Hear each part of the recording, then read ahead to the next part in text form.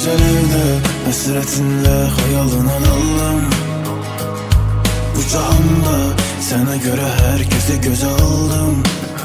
Tək qaldım, o küçə səni yada salmasaydı, bu qəlb yanıb gül olmasaydı, bəlkə bir də sevgidən bir anda söz açılmasaydı. Kaş bu ayrılıq olmayaydı. Olmaz mı biz əbədi sevək?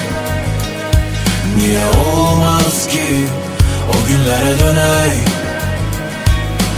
Olmaz mı hislər yarı bölək? Olmaz mı yerin olmaz ki?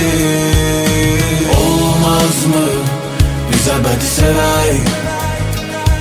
Niyə olmaz ki o günlərə dönək? Olmaz mı hislər yarı bölək? Olmaz mı yerin olmaz ki?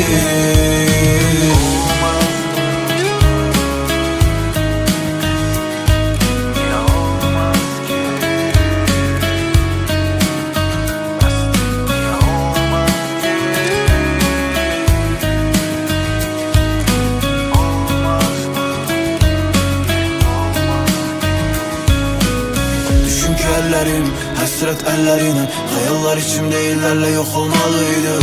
Sənə olan sevgim gizli ən dərində, hisslər yüzü olmasa qəlb çoxdan dolmalıydı. Sevgim ürəyimə silinməz elə dağ çəkdi, sənsiz getməyimin bir səbəbi olmalıydı. Düşmür yaxamdan bu dərd məndən əl çəkmir, bəlkə də bəxtim belə bu eşqdən dayanmalıydı. Olmaz mı biz əbədi sevək? Niyə olmaz ki o günlərə dönək? Olmaz mı hislər yarı bölək? Olmaz mı yerin olmaz ki?